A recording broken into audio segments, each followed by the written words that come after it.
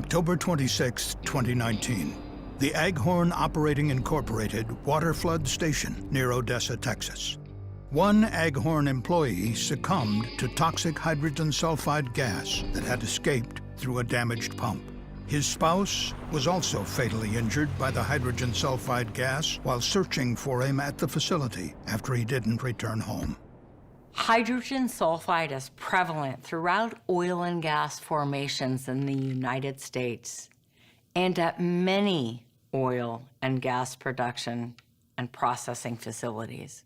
Hydrocarbons from the Permian Basin in particular are known to contain high concentrations of hydrogen sulfide that are immediately dangerous to life or health. Our review of this event is about the unfortunate loss of 2 lives. But the lessons from this incident affect the multitude of other oil and gas facilities throughout the country that handle toxic hydrogen sulfide. This incident was both tragic and unnecessary. We urge companies operating oil and gas facilities to understand the findings from this investigation and implement appropriate safeguards and training. We need to work together to ensure that our workers and community members return home safely each and every day.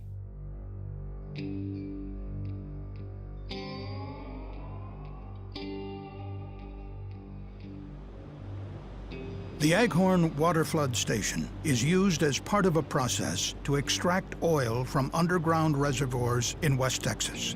Oil extraction starts at an oil well, where pump jacks are used to lift oil from underground reservoirs. Reservoirs in West Texas also contain hydrogen sulfide, a toxic gas which comes to the surface with the oil that is extracted. The oil comes out of the ground with some water in it. To remove the water, the mixture is fed to a tank battery. As the oil and water mixture sits in the tanks, the water separates from the oil.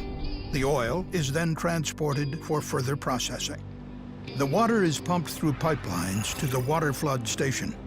It is now called produced water because it can contain residual oil and other contaminants, such as toxic hydrogen sulfide gas. At the water flood station, the produced water flows into a large storage tank called a suction tank. The water then enters a building called the pump house. There, pumps are used to pressurize the produced water and inject it back into the oil field through injection wells. The injected water increases reservoir pressure and displaces the oil, allowing a larger quantity of oil to be extracted. At the time of the incident, there were 2 pumps in the pump house. The pump house also contains a control room from which employees run the station. Typically, the station is not continuously occupied. Instead, an أغهورن employee, called a pumper, visits twice per day to record meter readings and inspect equipment. If there is an equipment problem and a pumper is not at the station, an alarm system triggers an automated phone call to the pumper. It is then the pumper's responsibility to acknowledge the alarm and go to the station to determine what is causing it. The station was also equipped with a hydrogen sulfide detection and alarm system that would trigger a separate automated phone call to the pumper on duty if it detected dangerous levels of the toxic gas. The system would also illuminate a rotating red beacon light on top of the pump house. But the CSB found that this critical detection and alert system was not functional on the night of the incident. At 6:38 p.m. on October 26th, the water flood station's control system activated an oil level alarm on a pump. 5 minutes later, the phone system called an أغهورن pumper, alerting him of a pump malfunction of some kind. The pumper drove to the water flood station. The hydrogen sulfide beacon light was not illuminated when the pumper arrived at the water flood station or at any time for the rest of the night. The pumper parked near the water flood station, leaving his personal hydrogen sulfide monitor inside his truck. The pumper went into the control room, where the control system indicated the alarm was for pump number 1. The pumper prepared for work on pump number 1. The pump which could automatically start when enough water was available to pump to the injection wells, was still connected to its power source. The pumper did not de-energize the pump. The pumper then walked to the pumps.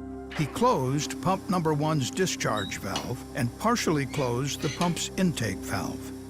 While the pumper was near the pump, he was overcome and fatally injured by toxic hydrogen sulfide gas. After the incident, the CSB found that a plunger on the pump had shattered, which had allowed water containing hydrogen sulfide to escape from the pump into the pump house where the pumper was working. Due to limitations of available evidence, the CSB was unable to determine whether the pump failure and water release occurred before the pumper arrived at the facility or if the pump automatically turned on while the pumper was closing valves. After several hours, when the pumper did not return home, his spouse drove with their 2 children to the station to check on him. She entered the water flood station facility and searched for him. She soon found him on the floor in the pump house. She then was also overcome and fatally injured by the toxic hydrogen sulfide gas. A short time later, emergency responders approached the pump house. They detected a very strong smell of hydrogen sulfide. This required them to set up the command post outside the front gate of the facility and wear self-contained breathing apparatus. They found the pumper and his wife deceased inside the pump house and water spilling from pump number 1. The responders rescued the 2 children who were inside the spouse's car. Working with Aghorn employees, they were able to stop the water release the following morning. During our investigation, we identified 6 major safety issues at the facility. One of the 6 safety issues identified was that the pumper was not equipped with his company-issued personal hydrogen sulfide detection device inside the pump house on the night of the incident. When the pumper's personal hydrogen sulfide detector was located in his work truck, it was found to be in an alarm state, meaning it had detected dangerous levels of hydrogen sulfide. The potential for a hydrogen sulfide release was a known hazard at the water flood station, as indicated by the posted signage and a safety pamphlet provided to all employees. However, there was no evidence that Aghorn management required use of personal hydrogen sulfide detectors or adequately trained employees that equipment malfunctions could indicate a toxic hydrogen sulfide release. Companies should ensure workers always use the required safety equipment, such as personal detectors, when entering a potentially hazardous area. Regular training and posting signs will help remind employees to use their safety equipment every time. The second safety issue CSB investigators discovered is that at the time of the incident, Aghorn did not have any written lockout-tagout policies or procedures, but relied on verbal procedures without formalized training. On the night of the incident, the pumper did not properly perform lockout-tagout to de-energize the pump before performing work on it. Instead, he started to close the pump's valves while the pump was still configured to be automatically operated by the control system. As a result, the control system automatically turned the pump on, and water containing hydrogen sulfide was able to escape from the pump when the discharge valve was closed. Companies must have written lockout-tagout policies and procedures that instruct to isolate all possible sources of energy before employees perform work on equipment. Companies also need to routinely train employees on the lockout-tagout procedures. The third safety issue identified by the CSB was that ventilation inside the pump house was inadequate, leading to fatal concentrations of hydrogen sulfide gas within the building. The CSB found that the pump house could be ventilated by 2 bay doors, exhaust fans, and natural vents on each of the 4 outside walls.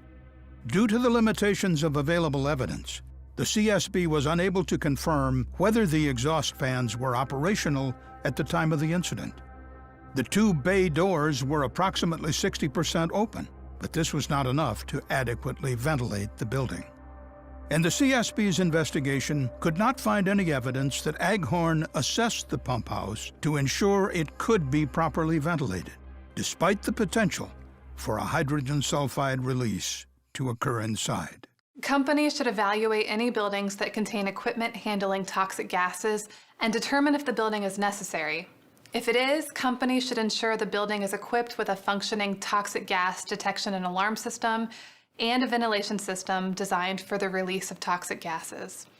If the building is not necessary for the operation, a safety assessment should be conducted to determine if removal of the building or relocation of the equipment can prevent confinement of any toxic gas releases. The fourth safety issue noted by the CSB was the lack of a robust safety management program at أغهورن.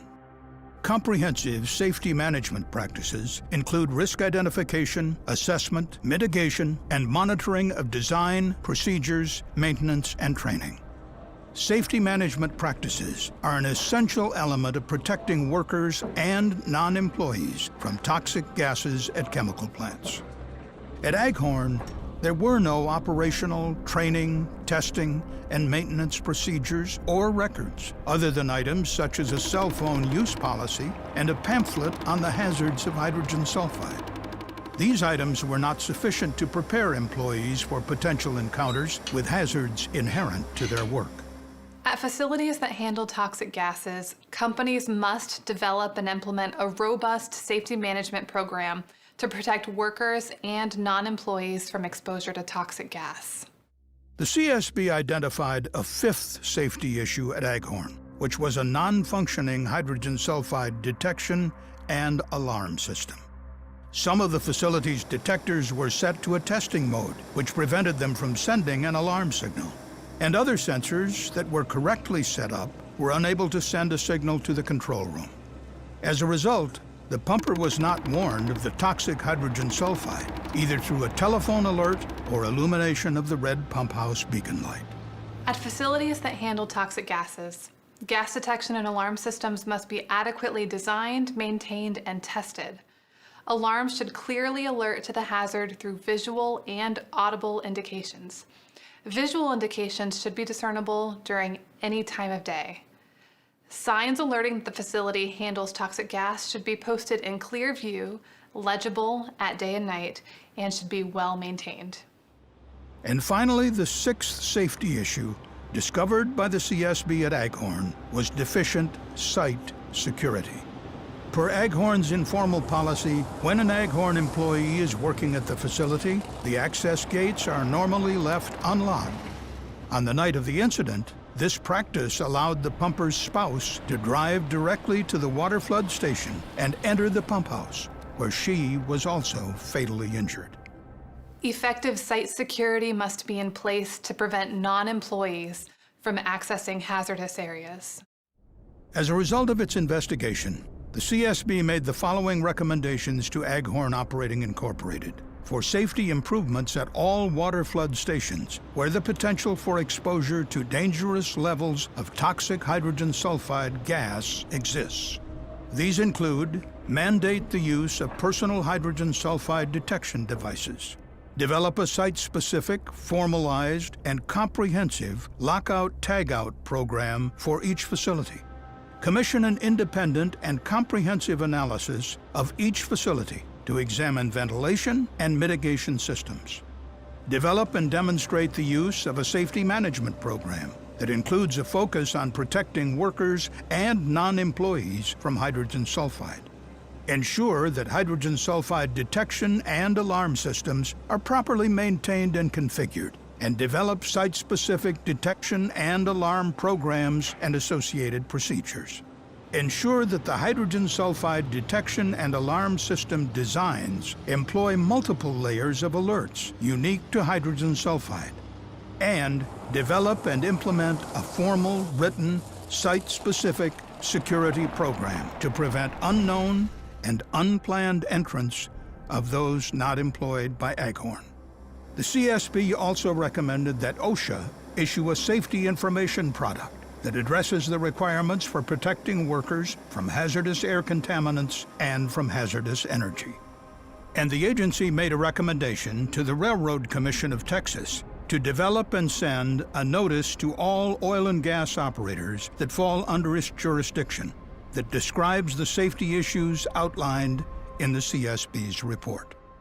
Aghorn's safety deficiencies identified by the CSB through this investigation can be corrected. OSHA implementation of CSB's recommendation would send a strong message to the chemical industry of their priority to protect workers from the risks of chemical releases. This recommendation would not be limited to hydrogen sulfide, but would encompass workers across chemical facility domains. The implementation of CSB's recommendation to the Railroad Commission of Texas would make significant strides to educating the chemical industry and address the majority of waterflood stations that involve hydrogen sulfide. Many of these companies are small and involve employees that work alone, and in many cases in remote locations. This recommendation would also go a long way to help educate those companies that may not be on the leading edge of safety. This tragic accident did not need to happen. This is a call to action for all companies, large and small, to step up to the plate, to prioritize the safety of your workers and your community. For more information about the CSB's Aghorn investigation, please visit csb.gov.